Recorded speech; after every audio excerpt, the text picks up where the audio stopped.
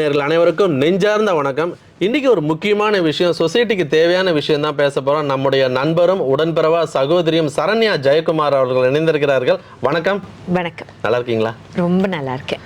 உங்களோட வீடியோஸ்லாம் ரெகுலராக பார்த்துட்டு இருக்கேன். ஆக்சுவலி இட்ஸ் ரியலி ரொம்ப பிரேக். நம்ம லாஸ்ட் 1 இயருக்கு முன்னாடி எடுக்கும்போது நீங்கள் சொன்ன விஷயங்கள், முக்கியமாக ஃபியூனரல் மேக்கப்பு நிறைய பேர் கேட்டு தெரிஞ்சிட்டாங்க. இப்படிலாம் இருக்கேன்னா இப்போ வந்து புதுசாக வந்து பூக்கின்றாங்க, அப்புறம் கேப்போ கிராப்போ ஏதோ சொல்கிறாங்க, அடுத்தது சிச்சுவேஷன்ஷிப்பு.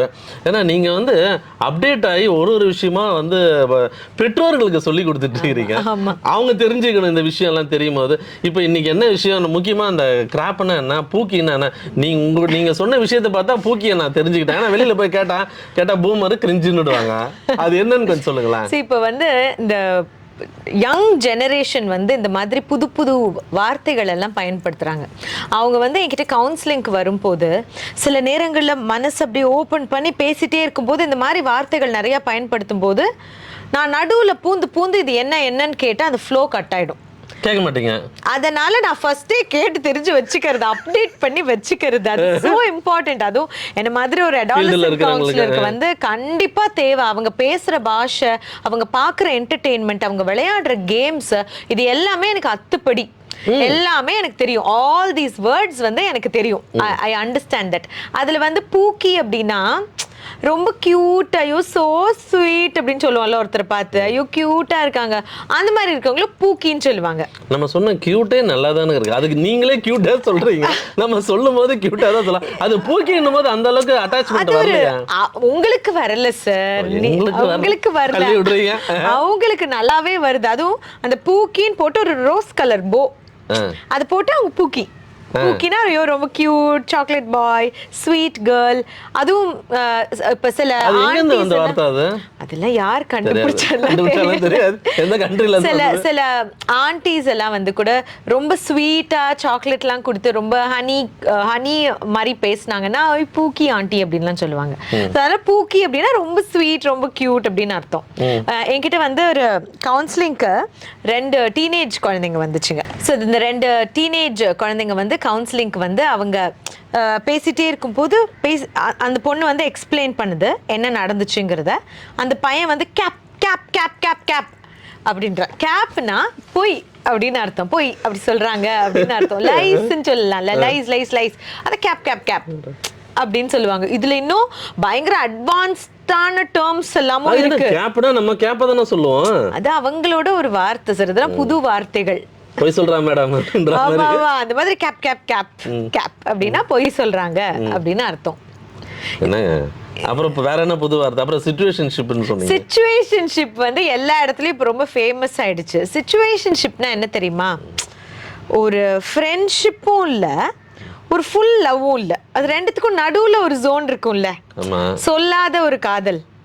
அந்த சொல்லாத காதல், சொல்லப்படாத காதலுக்கு இன்னைக்கு இவங்க வச்சிருக்கிற பேரு சிச்சுவேஷன்ஷிப். இப்ப அவங்க சொல்ல போறாங்க, எனி டைம் சொல்லுவாங்க, ஆனா ஒருத்தருக்கு ஒருத்தர் தெரியும், ஆனா எனி டைம் சொல்ல போறாங்க, சொல்ல மாட்டாரா, சொல்லிடுவாங்க. ஆனா அந்த அந்த அந்த அந்த ஸ்டேஜுக்கு பேர் வந்து சிச்சுவேஷன்ஷிப். சரி, இந்த ஜென்செட்னு ஒன்று ஆரம்பிச்சு அதை புதுசா சொல்லிட்டு இருக்காங்களா? இது எதையோ தெரியா சொன்னா டாக்ஸிக்ன்றாங்க, என்னென்னத்துக்கூட பேர் வைக்கிறாங்க சார். அதாவது 2012க்கு அப்புறமா பிறந்த குழந்தைகளை ஜெனரேஷன் ஆல்ஃபான்னு சொல்றோம். அவங்க ஒரு வேற விதமா தான் இருக்காங்க. ஆமா ஆமா கண்டிப்பா அவங்கள ஜெனரேஷன் ஆல்ஃபான்னு சொல்றோம். ஏன்னா அவங்க எக்ஸ்போஸ் ஆன விஷயங்கள் வேற, அவங்களோட என்டர்டெயின்மெண்ட் வேற, அவங்களோட பேரண்ட்ஸோட எக்ஸ்போஷரும் அவங்களோட பேரண்டிங் ஸ்டைலுமே ரொம்ப வேற. அதனால அந்த குழந்தைகள் வந்து ரொம்ப வித்தியாசமா தான் இருக்காங்க. அதுக்கு முன்னாடி ஒரு 15 இயர்ஸ் இருக்கக்கூடிய அந்த ஜெனரேஷனை வந்து ஜென் ஜீன்னு சொல்லுவோம்.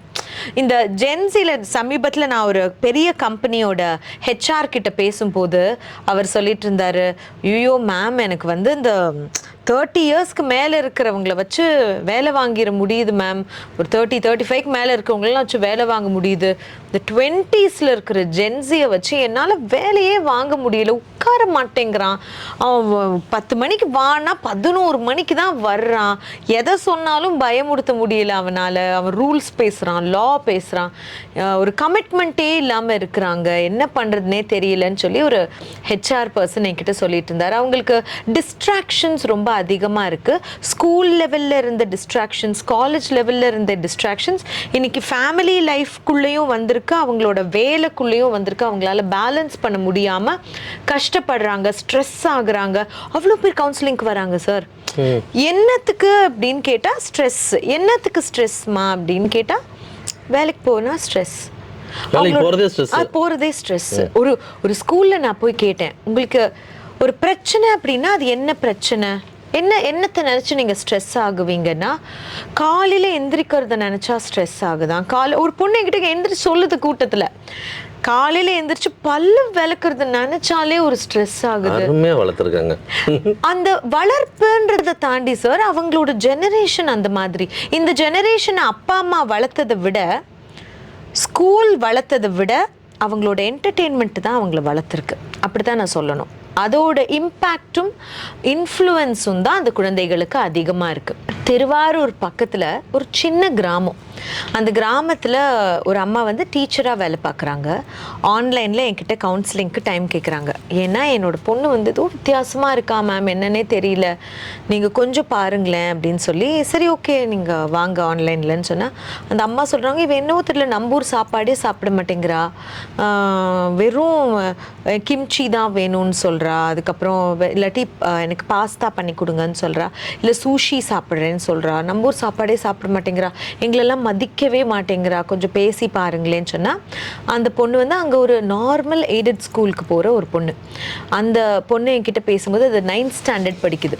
அந்த பொண்ணு என்கிட்ட சொல்லுது, இவங்கெல்லாம் ஸ்டூபிட் இண்டியன்ஸ். அப்போ நீ என்னடி தங்கம் அப்படின்னா, அவளோட ஃப்ரெண்ட்ஷிப்பே ஒரு ஆப் டவுன்லோட் பண்ணி வச்சுருக்கா. அந்த ஆப் மூலியமாக ஜப்பானில் இருக்கிறவங்க, கொரியாவில் இருக்கிறவங்க, சைனாவில் இருக்கிறவங்க தான் அந்த பொண்ணுக்கு ஃப்ரெண்ட்ஸ். அவங்களோட பாஷையை சரளமாக பேசுது. ஸோ அந்த அளவுக்கு இன்ட்ராக்ட் பண்ணிடுச்சு பாப்பா. அது ஒரு 2 வருஷமாவே லாக்டவுன்ல இருந்தே இதான் வேலை. அவங்க தான் ஃப்ரெண்ட்ஸ். அப்போ அவங்களோட பாப்பா என்ன படிக்குது சொன்னீங்க? 9th standard. Super. 9th standard. Filter போட்டிருக்கு. ஃபில்டர் போட்டு தான் அது பேசுதே. என்கிட்ட பேசும்போது ஃபில்டர் இல்லாமல் பேச முடியாதான். ஏன்னா அதுக்கு வந்து கிளாஸ் ஸ்கின் இருந்தால் தான் அது வெளியில் முகத்தை காட்டுமா, இல்லாட்டி காட்டாதாமா. ஸ்கூலில் உனக்கு ஃப்ரெண்ட்ஸ் இருக்காங்களா? நோ, ஆல் போரிங் இடியட்ஸ் அப்படி சொல்லுது. லோக்கல் அவங்களாம் லோக்கலாக இருக்காங்களா, இட்லி சாப்பிட்றாங்களாம், போரிங் இடியட்ஸ். அப்போது இதை வந்து நான் வளர்ப்பில் குறை சொல்லணுமா அப்படின்னா, மேபி அவங்க ரொம்ப ஃப்ரீடம் கொடுத்துட்டாங்க, ரொம்ப விட்டுட்டாங்க. அதனால என்ன ஆயிடுது, அவுட் சைடு இன்ஃப்ளூயன்ஸ் இந்த குழந்தைக்கு ரொம்ப ரொம்ப அதிகமாயிடுது, எக்ஸ்ட்ரீம்லி ஹை. அப்போ இந்த குழந்தை ரியாலிட்டியிலே இல்லை, அந்த ரியல் வாழ்க்கையில் அந்த உலகத்துல அவங்களோட தான் வாழுது. அவங்களுக்குமே உண்மையான முகத்தை காட்டல.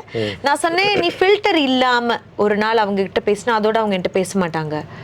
அப்போ அது ஒரு நம்ம கலர் கம்மி இந்தியன்ஸோட லெவல் வந்து ஃபில்டர் போட்டு இந்த மாதிரி பண்ணாதான் அந்த ரேஞ்சில் இருப்போம். இந்த மனசுல பதிஞ்சிருக்கு. ஆமா பதிஞ்சிருக்கு. அதோட வயதுக்கு மீறின விஷயங்களை அந்த பொண்ணோட பேச்சுல இருக்கு, அவங்க கிட்ட பேசுது. இது எதுவுமே இந்த அம்மாக்கு தெரியல. இப்போ நீங்க வெளியில கொண்டு வந்துட்டீங்களா பாப்பாவை? ஆமா, இப்போ ஒரு 6-7 months. 7 monthsல she is okay, completely fine. பொறுமையா சொல்லி கொடுத்தீங்க. பொறுமையா, இல்லாட்டி எங்களுக்கு பிடிக்காம போயிடும்.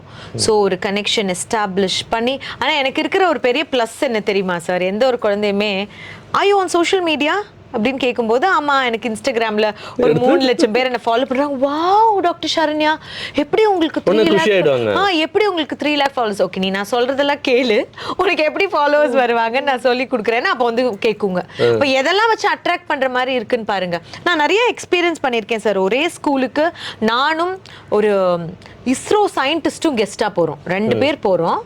அந்த பிள்ளைங்களுக்கு வந்து நான் ஒரு ஸ்பெஷல் அட்ராக்ஷனாக தெரியுறேன். ஏன்னா I am social media person. அவர் இல்லை. நான் வந்து இன்ஸ்டாகிராமில் வரேன், யூடியூப்பில் வரேன், பிஹைண்ட் வுட்ஸில் வரேன், கலாட்டாவில் வரேன். அதில் வர்றனால எனக்கு எத்தனை நான் ஃபேஸ் பண்ணிட்டு இருக்கேங்கிறது அதெல்லாம் அந்த பிள்ளைகளுக்கு வந்து தெரியறது கிடையாது. ஆனால் மேடம் வந்து சோஷியல் மீடியாவில் சோஷியல் ஃபேமஸ் மீடியா செலிபிரிட்டி, அதனால அவங்க என்ன சொன்னாலும் கேட்கலாம். இப்போ இதை பற்றி சொல்லும் போது தான் நம்ம ஏற்கனவே சோஷியல் மீடியா மேலே வந்து லாஸ்ட் டைம் இந்த விஷயம் பேசணும். இன்றைக்கி இருக்கிற யங்ஸ்டர்ஸ் வந்து ஒரு 21 மேரேஜ் பண்ணிட்டாங்க. பண்ணோன்னே நான் வந்து இந்த மாதிரி ஷார்ட்ஸ் போடுவேன், இது நம்ம 2 பேர் சேர்ந்து பண்ணோன்னு சொல்லிட்டு என்ன பண்ணுறோன்னு தெரியாமலே பண்ணிகிட்டு இருக்கிறாங்க. ஒரு ஷாக்கிங் நியூஸ், என் ஃப்ரெண்டோட டாட்டர் ஒருத்தர் 7வது படிக்குது, இன்னும் அந்த ரேஞ்சு தொடலை. I hope you understand what I'm trying to say. அவங்க வந்து நீ லவ் பண்ணலையான்னு கேட்குதான் இந்த பாப்பா இன்னொரு பாப்பா கிட்ட. இன்னொரு பசங்க கிளாஸ் ரூமில் கேக் வெட்டுறது, அந்த சிசிடிவியே உடைச்சிருக்கானுங்க ஹெச்எம்முக்கு தெரியாமல். இன்றைக்கி வந்து சோஷியல் மீடியாவோட பாதிப்பு ரொம்ப ஹெவியாகிடுச்சு. இது எப்படி பார்க்குறீங்க நீங்கள்? இது சோஷியல் மீடியா தான் உலகமாக காலையில் எழுந்திரிச்சோன்னா பல்லு வளர்க்குறானே இல்லையோ ஷார்ட்ஸ் வந்து ஹவர்ஸ் கணக்கில் எடுத்துருது சார். அதாவது இந்த ஸ்க்ரீன் டைம் அப்படிங்கிறது ரொம்ப கலர்ஃபுல், ரொம்ப ஃப்ளாஷி, ரொம்ப ஃபாஸ்ட், ரொம்ப நாய்ஸி, எக்ஸ்ட்ரீம்லி அட்ராக்டிவ். இன்னைக்கு ஹேண்ட் ஹெல்ட் டிவைசஸில் ஸ்க்ரீன் டைம் இருக்குது. ஒரு 20-25 வருஷத்துக்கு முன்னாடி பொழுதன்னைக்கும் சோஃபாவில் உட்காந்துக்கிட்டு டிவியே பார்த்துட்டு இருந்த பிள்ளைங்க இருந்துச்சா இல்லையா? கண்டிப்பாக இருந்துச்சு. அவங்களோட படிப்பு பாதிக்கப்பட்டுச்சு, வெளியில் போய் விளையாடுறது கிடையாது. இப்போ அதுவே கைக்குள்ளே அடக்கமாக வந்துருச்சு. ஆளாளுக்கு ஒரு கார்னரில் உட்காந்துக்கிறாங்க. இன்னும் ஹேண்ட் ஹெல்டாக இருக்குது, அதுக்கு கொஞ்சம் கூட டிஸ்ட்ராக்ஷனே இல்லாமல் அதுக்குள்ளேயே இருக்குது. இன்னொன்று நான் சொல்கிறேன், டிவி ப்ரோக்ராம் அப்படிங்கிறது 1/2 மணி நேரம் இருக்கும், ஒரு படம்னா 3 மணி நேரம் இருக்கும். நடுவில் இருக்கிற ஆட் எல்லாம் பார்க்குற அளவுக்கு பொறுமை இருக்கும், நம்ம பிரேக் கொடுப்பாங்க. அந்த அளவுக்கு பொறுமை இருந்துச்சு இவ்வளோ தூரம் ஒரு படத்தை பார்க்கறதுக்கு. ஒரு 3 hours ஒரு படம், அதுக்கு நடுவில் இத்தனை ஆட் எல்லாம் போட்டு பார்க்கறதுக்கும் கண்டிப்பாக பொறுமை இருந்துச்சு. ஆனால் இன்னைக்கு இருக்கிற குழந்தைகளோட அட்டென்ஷன் ஸ்பேன் அப்படிங்கிறது 30 seconds. Next next next next next.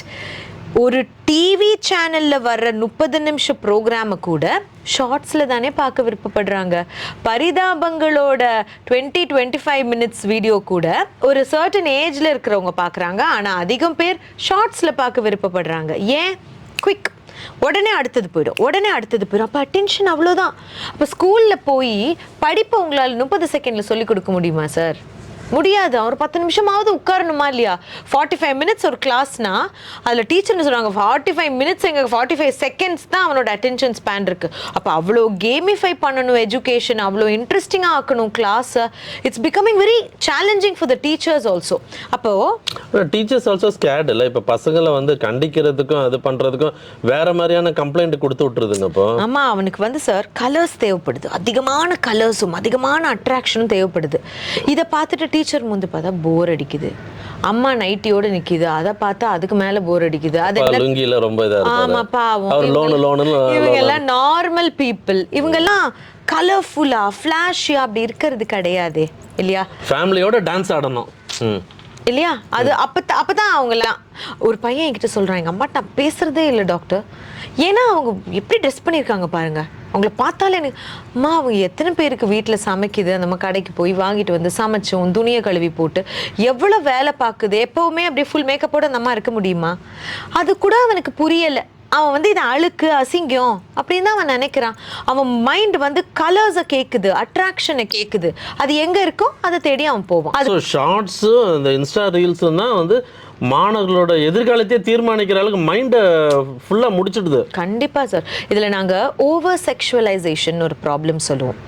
நம்ம வந்து இப்போது நிறைய செக்ஷுவல் அபியூஸ் கேஸில் வந்து குழந்தைகளை வந்து பாதுகாக்கும் போது இந்த மாதிரியெல்லாம் உனக்கு நடக்கக்கூடும், நீ வெளியில் வந்து 1098க்கு ஃபோன் பண்ணி சொல்லுமா, சைபர் கிரைமுக்கு ரிப்போர்ட் பண்ணலாம், இதோடையே நீ வாழணும்னு அவசியம் கிடையாது, உன்னை யாராவது உன் ஃபோட்டோ மார்ஃப்லாம் பண்ணி போட்டாங்கன்னா நீ வந்து இதை தைரியமாக எதிர்கொள்ளலாம்லாம் சொல்கிறோம்ல சார். மார்ஃப் என்ன மார்ஃபு, நானே எப்படி ட்ரெஸ் பண்ணி ஃபோட்டோ போடுறேன் பாருன்னு சொல்கிற பிள்ளைங்க எத்தனையோ இருக்கிறாங்க. ஏன்னா நார்மலான ஒரு ஃபோட்டோ போட்டால் லைக்ஸே வர மாட்டேங்குதான். they need attention. இது ஏதாவது ஒரு விஷயம் ஸ்ட்ரைக் பண்ணி நம்ம ஃபேமஸ் ஆயிடணும், செலிபிரிட்டி ஆயிடணும். கண்டிப்பாக ஆகணும். ஏன்னா அது வந்து easy income, easy way of earning. முன்னாடி சார் நான் வந்து ஒரு I'm in this field for about 12 years now. ஒரு 10 வருஷத்துக்கு முன்னாடி எல்லாம் ஸ்கூல்ஸ் இப்போ எத்தனை பேர் டாக்டர் ஆகணும், எத்தனை பேர் என்ஜினியர் ஆகணும்னு சொன்னாலும் நிறைய பிள்ளைங்க கை தூக்கும். இன்னைக்கு அந்த கையெல்லாம் குறைஞ்சிடுச்சு. இன்னைக்கு எத்தனை பேர் யூடியூபர் ஆகணும், பாதி பேர் கை தூக்குறாங்க. நான் சொன்னேன் I am also a content creator.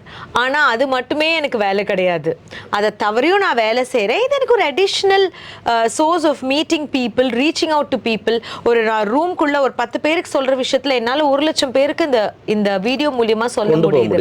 So அதனால் நான் இதை யூஸ் பண்ணுறேன். ஆனாலும் நம்ம எதுக்கு போடுறோம், ஏன்னா அந்த அந்த அந்த அந்த ஆடியன்ஸை கவர் பண்ணி வச்சுட்டே இருக்கணும். இந்த மாதிரி சில விஷயம் பண்ணால் தான் நல்லது, சில விஷயம் சொல்லும் போதும் அவங்க கேட்டுப்பாங்க. ஸோ இது வந்து மெச்சூர் கண்டென்ட் கிரியேட்டர்ஸ்க்கு புரியும். ஆனால் இந்த எதை பண்ணாலும் பணம் வரும் அப்படின்னு நினைக்கிறவங்களுக்கு நீங்கள் பாருங்கள் சார், நான் பேர் சொல்ல விரும்பலை, ஆனால் எக்ஸ்ட்ரீம்லி வல்கரான கண்டென்ட் போடுற லேடிஸே இருக்கத்தான் செய்கிறாங்க. ஆண்களும் சமீபத்திலேருந்து நான் நிறைய பேர் இப்போ ரீசெண்டாக பார்த்துட்ருக்கேன். நியூட் வீடியோஸ், நியூட் பிக்சர்ஸ், அவங்களே அவங்களோட ரீல்ஸ்ல தன்னைத்தானே போடுறாங்க. வேற யாரும் மார்க் பண்ணிடலாம் போடல. பான் செலிபிரிட்டிஸ்னு சொல்லி படங்கள் இருந்தது, அதெல்லாம் இப்போ எல்லாமே கைகள் வச்சு ஒரு 2 பேர் husband wife, everybody knows the name, ஒரு கப்பல்ஸ் போடுறாங்க. அவங்க போய் ஒரு இடத்துல கார் வாங்குறாங்க. அதை பார்க்குறவங்க எப்படி வேணா ட்ரெஸ் பண்ணலான்ற மாதிரி இது என்ன அளவுக்கு கொண்டு போயிட்டு இருக்கு சொசைட்டியா? சார் இது எவ்ரிதிங் ஹஸ் பிகம் மணி இல்லையா? இன்னைக்கு அப்படி ஆயிடுச்சு. பணத்துக்காக எது வேணா. நீங்களும் ஒரு யூடியூப் சேனல் வச்சிருக்கீங்க, நீங்களே சொல்லுங்க, ஒரு ரொம்ப நல்ல தெய்வீகமான ஒரு கண்டென்ட் நீங்க போடுறீங்க, நீங்க அதுக்கு ஒரு கிளிக் பைட் வச்சா தானே அதுக்குள்ள வந்து பாக்குறாங்க. இன்னைக்கு நெகட்டிவிட்டியை தான் மனுஷங்களோட மனசு இன்டர்நெட்ல போய் தேடுது. நானே என்னோட எக்ஸ்பீரியன்ஸ்லேயே சொல்லுவேன் சார், நான் எத்தனையோ வீடியோஸ் போட்டிருக்கேன். ஆனா நான் என்னைக்கோ ஒரு நாள் ஒரு கண்ணீர் சிந்துற மாதிரி ஒரு வீடியோ போட்டு அது அப்படியே பயங்கரமா வியூஸ் போகுது. மனசுதான் சார் கடவுள் போட்டுருவான் உடனே இல்ல. அப்போ அதைத்தான் மனசு எதிர்பார்க்குது இல்லையா? அப்ப அந்த நெகட்டிவிட்டியை தான் எதிர்பார்க்குது. இது ஒரு மனநோய். கண்டிப்பா வெறும் நெகட்டிவிட்டியை மட்டும் தேடி தேடி தேடி தேடி மனசு போகுது. ஓபன் பண்ணா கூட நேஷனல் நியூஸ் இருக்கும், அந்த நியூஸ் இருக்கும், எங்க கள்ளக்காதல் கொலை, அது ஒரு வரி விடாம படிப்பான். ஒரு நண்பர் கொலை, ஏன்னா அந்த கிரைமுக்கு இருக்கிற இதுக்கும் அந்த நெகட்டிவ் நியூஸ் அங்கேருந்து ஆரம்பிக்குது. இப்போ அந்த சப்ஜெக்ட் டாபிக் மாற்றி போகிறோம். இந்த கணவன் மனைவி பண்ணுற விஷயங்கள் இது எப்படி பார்க்குறீங்க? இது சொசைட்டியில் எவ்வளோ பெரிய பாதிப்பு இல்லை? இப்போ அதே மாதிரி நீங்கள் அந்த விஷயம் பேசுகிறீங்க. இன்னொன்று பாருங்கள், கமெண்ட்டில் போய் பாருங்கள், கிளம்பிடுவானுங்க. அக்கா உங்களோட இது கம்மல் எங்கே வாங்கினீங்க, அக்கா நீங்கள் மேட்சிங்காக சாரீ போட்டிருக்கீங்க. பார்த்தீங்கன்னா அதெல்லாம் அந்த 13 அந்த 18 அந்த ஆடியன்ஸ் நமக்கு கிடையவே கிடையாது, வரவே மாட்டாங்க. நம்மளுக்கு எல்லாம் 30+ தான். இது மாதிரி போடுறது அந்த கமெண்ட்ஸ் பார்த்தீங்கன்னா, அக்கா உங்களை மாதிரி நானும், எனக்கு இந்த மாதிரி ஒரு வாழ்க்கை அமையணும். இது காலையில் எழுந்திரிச்சோன்னா 10 வீடியோ போட வேண்டியது. இந்த பசங்களை நினைச்சாதான் பயமா இருக்கு. நெக்ஸ்ட் ஃபியூச்சர் என்ன நினைக்கிறாங்கன்னா, நம்ம செலிபிரிட்டி ஆனா கல்யாணம் ஆனா வீடியோ போடுவோம், வேலைக்கு போக வேண்டாம். அதாவது சோஷியல் மீடியா வந்து அவங்களுக்கு ஒரு இன்ஃபீரியாரிட்டியை கொடுக்குது. நான் பண்ணுறது பத்தலை, நான் வாழ்கிற வாழ்க்கை பத்தலை, எனக்கு இருக்கிற அழகு பத்தலை, நான் போடுற ட்ரெஸ் அழகாக இல்லை, இப்படிங்கிற மாதிரி ஒரு ஃபீலிங்காக அவங்களுக்கு கான்ஸ்டண்ட்டாக கொடுத்துக்கிட்டே இருக்குது. என்கிட்ட சமீபத்தில் நான் சின்ன பசங்களை நீங்கள் சொல்கிறீங்க சார், ஒரு 50 வயசு அம்மா வந்தாங்க கவுன்சிலிங்க்கு. ஹஸ்பண்ட் அண்ட் ஒய்ஃப் சண்டை போட்டு பயங்கர சண்டை, மேரிட்டல் கவுன்சிலிங்க்கு வராங்க. அப்போ அந்த ஹஸ்பண்ட் சொல்கிற என்ன தான் இவளுக்கு வேணும்னே எனக்கு புரியல அப்படின்னா, அப்போ அவங்க வந்து ஒரு இன்ஃப்ளூயன்சரை சொல்கிறாங்க. அவங்க வந்து ஹோம் டூர் பண்ணும்போது இந்த ஃப்ரிட்ஜ் வாங்கி வச்சுருக்காங்க, எவ்வளோ நல்லா இருக்குது தெரியுமா, நான் அந்த ஃப்ரிட்ஜை தான் வாங்கி கேட்குறேன், வீட்டிலே கிடக்கிறேன், நான் வேறு என்ன பெருசாக கேட்டேன், அந்த ஃப்ரிட்ஜை இவருக்கு வாங்கி கொடுத்தாதான் என்ன. நமக்கு எல்லா இடத்துலேருந்து ஐடியாஸ் கிடைக்குங்கிறது உண்மை. ஆனால் எல்லாரும் செய்யறது நானும் செய்யணுங்கிறது கட்டாயம் கிடையாது, அவசியமே கிடையாது. உண்மையா நான் சொல்லுவா, சமீபத்தில் வேலூர்ல இருந்து ஒரு ப்ரீ மேரிட்டல் கவுன்சிலிங் கப்பிள் வந்தாங்க. அவங்க வீட்டில் வந்து அந்த அந்த பொண்ணு சொல்லுது, அது ரெஃபரன்ஸா எடுத்து வச்சிருக்கிறதே அம்பானி வீட்டு கல்யாணத்தை தான். அதைத்தான் ரெஃபரன்ஸா எடுத்து வச்சுட்டு இருக்கு. இந்த மாதிரி டெக்கோர் வேணும், இந்த மாதிரி அதுல வந்து அவங்களோட டாட்டர் வந்து ஒரு இதுவா வச்சுக்கலாம். இது ரொம்ப காஸ்ட்லியான ட்ரீமா நினைச்சே பார்க்க முடியாத ட்ரீம். காஸ்ட்லியான ட்ரீம் வச்சுக்கோங்க, அது உங்க சம்பாத்தியத்துல நீங்க பண்ணணும்னு நினைச்சுக்கோங்க, உங்க அப்பா அம்மா சம்பாத்தியத்துல பண்ணணும்னு நினைக்காதீங்க. Don't over burden your parents. அது ஓகேவே கிடையாது. இன்னைக்கு கல்யாணம்னு ஒன்று நடத்துறது சார், என்ன செலவு, எல்லாமே கம்பல்சரி ஆயிடுச்சு இல்லையா? நம்ம வீடியோ, அதுல கல்யாணத்துக்கு ஒரு ரீல் செய்யணும். இல்ல இப்போ நார்த் இந்தியன் ஸ்டைல் மாதிரி கல்யாணம் ஒரு நாள். இப்போ வந்து என்ன சொல்ற, சங்கீதம், அப்புறம் சங்கீதம் இல்ல சார், சங்கீத் ஓகே எனக்கு தெரியல. அப்புறம் மெஹந்திக்கு ஒரு நாள், அப்படியே நார்த் இந்தியன் கல்ச்சர். அப்புறம் வந்து ஒரு லவ் சாங் ஒன்று பண்ணி அது ஒரு வீடியோ போடுறது, அதுக்கு லட்சக்கணக்கில் செலவு பண்றது. நான் சொன்னேன் அதுக்கப்புறம் வந்து எல்லாத்தையும் செலவு பண்ணிட்டு இஎம்ஐ கட்ட முடியாம வேலைக்கு மாங்குன்னு ஓடுறது இந்த பசங்க. இல்ல அது பண்ணலன்னா எனக்கு அசிங்கம். என் ஆபீஸ்ல தெரியுமா பிரியா மேரேஜ் அப்படி நடந்தது, ரஞ்சித் மேரேஜ் இப்படி நிறைய நடந்தது. பேர் சொல்லுவாங்க ஒரு முறை கல்யாணம் பண்றோம் பரவாயில்ல கடனை வாங்கி பண்ணிரலாம், அந்த கடனை அடைக்கவே முடியாம போய் வாழ்க்கைய தொலைச்சவங்க, அதனால பிரிஞ்சு போன கப்பல் எத்தனையோ பேர் நான் பார்த்திருக்கேன். ஓ எதுக்காக? உங்களுக்கு எவ்வளவு முடியுமோ அவ்வளவு செய்யுங்க. இன்னைக்கு உண்மையாவே சார் க்ளோதிங் எல்லாமே ரொம்ப சீப்பா ஆயிடுச்சு இல்லையா? நமக்கு விலை கம்மிக்கே கேமராமேன் கிடைக்கிறாங்க, மேக்கப் ஆர்டிஸ்ட் கிடைக்கிறாங்க, க்ளோதிங் கிடைக்கிறாங்க. நான் வந்து 3 லட்சம் ரூபாய்க்கு தான் ஒரு மேக்கப் ஆர்டிஸ்ட் வரணுங்கிறது கட்டாயம் கிடையாது. உங்களால் அதை அஃபோர்ட் பண்ண முடியுது, உங்கள் அப்பாவுக்கு அது ஒரு பிரச்சனையே கிடையாது, இல்லை உங்களுக்கு நீங்கள் சம்பாரித்து வச்சுருக்கீங்கன்னா நீங்கள் அதை பண்ணுங்க. ஆனால் இல்லாத பேரண்ட்ஸை போய் பேர்டன் பண்ணக்கூடாது. இன்னைக்கு ஒரு உண்மையாகவே சார் ஒரு என்ஜினியரிங் டிகிரி முடிக்கணும்னாலே 10 லட்ச ரூபா 11 லட்ச ரூபா செலவாகுது இல்லை? அதுக்கு மேலே ஒரு கல்யாணத்தை பண்ணுறதுக்கு இன்னொரு 15 லட்ச ரூபா செலவாகுது. ஒரு குழந்தைக்கு 25 லட்ச ரூபா அந்த குழந்தைக்கு செலவு பண்ணி நம்ம கல்யாணம் பண்ணி வச்சு இல்லை ஒரு படிப்பு கொடுத்து கல்யாணம் பண்ணி வைக்கிறதுக்கு 25 lakhs இஸ் த எக்ஸ்பென்ஸ் இல்லையா? எத்தனை பேர் கடன் வாங்குவாங்க? எது தேவை? இன்ஃபேக்ட் நீங்கள் வெளிநாடுகள்ல எல்லாம் பார்த்தீங்கன்னா இந்த பல ஆயிரம் பேரை கூப்பிட்டெல்லாம் கல்யாணமே பண்ண மாட்டாங்க. அவங்க வந்து அந்த க்ளோஸ் ஃப்ரெண்ட்ஸ் ஒரு 25 பேர் 30 பேர் அப்படி தான் கூப்பிட்டு பண்ணுவாங்க. அந்த கல்ச்சர் கொஞ்சம் கொஞ்சமாக எங்கேயும் வர்றதை நான் பார்க்குறேன். ஆனால் என்ன டெஸ்டினேஷன் வெட்டிங் பண்ணிடுறாங்க. சரி இப்போ அது ஒரு கல்ச்சர் தெரியுமோ? இங்கேயும் ஒரு கல்யாணம், அப்புறம் இன்னொரு ஊர்லேயும் போய் ஒரு கல்யாணம். சில விஷயங்கள் வந்து நம்மளோட ஜென்ரேஷனுக்கு இன்னும் ஐயோ என்னடா அது அப்படிங்கிற மாதிரி இருக்கு, அவங்களுக்கு அது நார்மலா இருக்கு. இது ஒரு ஜெனரேஷன் கேப்ன்னு தான் சார் நான் சொல்லணும். இது சரி இது தவறுன்னு சொல்ற நிலைமையில நீங்களும் இல்லை நானும் இல்லை. We are outgrown that age அப்படின்னு தான் நான் நினைக்கிறேன். நம்மளுக்கு என்னோட கல்யாணத்துல இருந்துப்போம் அவுட் கிரவுண்ட்னு சொல்லுவான். ஆனா ஃபியூச்சர் ஒரு 40 இயர்ஸுக்கு மேல இந்த யூடியூப் ரெவென்யூவை ஒரு பீரியடுக்கு மேல போக போக நீங்க என்னதான் வல்காரிட்டி காட்டினாலும் ஒரு பீரியடுக்கு மேல நிக்க முடியாதுல்ல. ஒரு நாள் வாழ்க்கை இப்ப என்னன்னா நிறைய பேருக்கு என்னன்னா கொரோனாவை பார்த்துட்டோம், இருக்க போறது ஒரு லைஃப். பிரியாணி வந்து நம்ம லாஸ்ட் டைம் பேசணும், வருஷத்துக்கு 1 நாள் 2 நாள் சாப்பிட்ட காலங்கள் இருக்கு. நீங்க சொன்னீங்க தீபாவளி அன்னைக்கு அப்பா பட்டாசு வாங்கிட்டு வந்த கடைசி நிமிஷம் போராட்டம் இன்னைக்கு இருக்கு.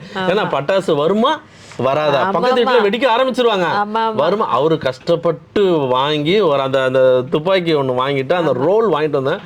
இன்னைக்கு வந்து என்ன ஏதுன்னு தெரியாமலே செலவு பண்றேன். உண்மையாவே சார் இந்த மாதிரியான நான் என்னோட எக்ஸ்பீரியன்ஸ்லேயே பார்த்துருக்கேன். வெட்டிங்ஸில் வந்து வேஸ்டேஜ் ரொம்ப ரொம்ப அதிகமாக இருக்குது, தேவையில்லாத waste expenses. So again coming back to இந்த சோஷியல் மீடியா தாக்கத்தை ஏற்படுத்தியிருக்கு. திருப்பி நம்ம சொல்லிக்கிட்டு இருந்தாலும் ஃபேமிலி சிதைவுக்கும் காரணமாக இருக்குல்ல. இல்லை இப்போ நிறைய பேர் நான் ரசித்த செலிப்ரிட்டிஸு ஃபேமிலி உடஞ்சிருக்கு. அந்த மாதிரி விஷயங்கள் ஏதாவது உங்களுக்கு வந்திருக்கா? செலிபிரிட்டிஸே உங்ககிட்ட கவுன்சிலிங் ஏதாவது வந்திருக்காங்களா? சார் நான் சொல்ல முடியாது வெளியில. ப்ளூ பிக்ஸ் நியூஸ் உன் கண்ணில் ட்ரூத், கண்ணாடி மாதிரி காட்டும் ப்ரூஃப், நம்பிக்கையின் ஒளி